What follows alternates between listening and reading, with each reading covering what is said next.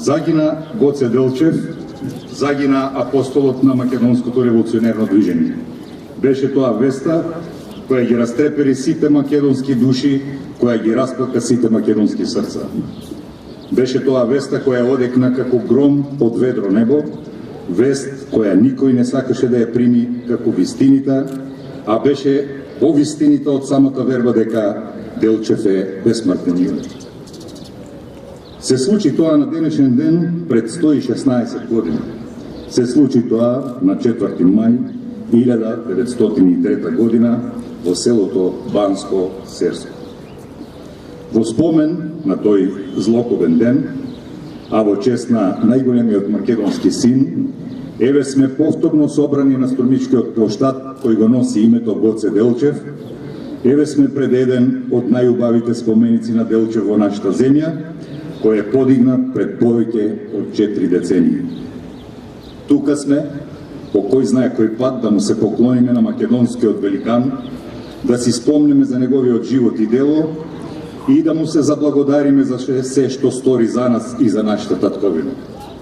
Тоа Гоце Делчев го заслужува како ни еден друг лик од македонската историја.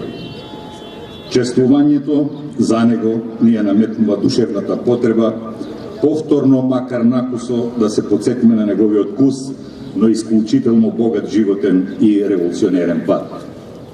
Гоце Делчев е роден во Кукуш на 23 јануари или 4 февруари по нов стил, 1872 година како прво машко дете, а трето поред во многобројното семејство на Никола и Султана Делчеви.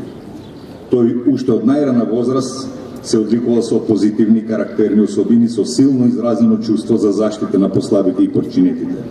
Се случувало тоа во времето кога мештаните ја воделе борбата против Цариградската патриаршија. На 6-годишна возраст Гоце тргнал во училиштето во Кукушка прогимназија и бил примерен ученик желен за знаење. Како дете се дружел со македончиња, турчиња и ромчиња, па уште од тогаш се истакнувал со космополитизам, а не со национализам или шовинизам. Во тој дух и воден од социјалистички идеи го продолжил својот живот и го градел своето дело.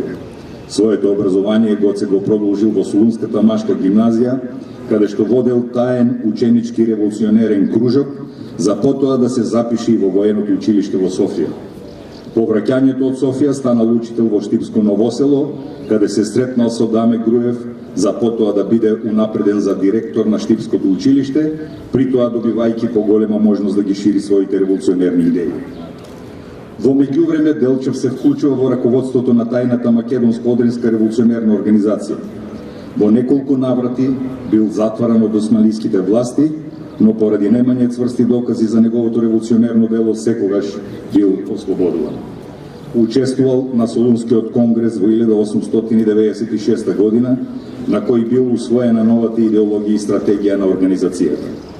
Заедно со Ѓорче Петров биле ополномоштени да изработат устав и правилник на тајната македонска одринска револуционерна организација, која подоцна била преименувана во внатрешна македонска револуционерна организација.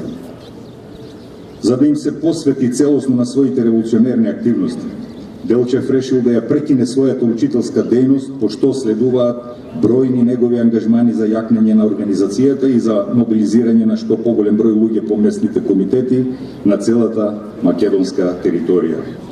За сето тоа време Гоце надело ја покажува својата големина како човек и стратег, големина која се карактеризирала со безпрекорниот интелект што го поседувал. Како резултат на тоа, дури и представниците на Отоманската империја имале респект и почитување кон него.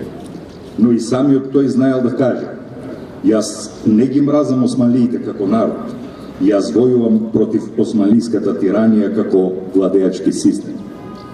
На почетокот на минатиот век, во Тморо се повеќе се актуализирала потребата од кревање востание против тиранијата за ослободување и независност на македонската земја. Таквата идеја на почетокот ја поддржувал и самиот Делчев, но сметал дека таквото востание треба да биде добро организирано. Тој категорично го отворил решението за кревање востание, донесено на Солунскиот конгрес одржан во 1903 година, сметајќи дека таквото востание би било предвремено и осудено на пропаст. Случајот со подоснежното Илинденско востание, кое по 10 дена беше задушено во крв, укажува на тоа дека Делчев бил целосно во право.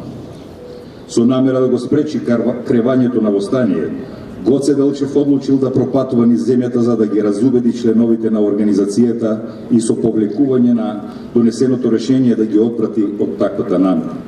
При таа мисија, револуционерниот демократ, трибун, деец и апостол на македонското револуционерно движење го положи својот живот на денешен ден во селото Баница, погоден од непријателски куршум. Тој настан од пред 116 години и ден денес е причина за тагување, но и причина за чествување. За Гоце Делчев заборав не смее да има, а од неговите зборови јас го разбирам светот како поле за културен надпревар меѓу народите. Како ние, така и сите идни македонци треба многу да учиме.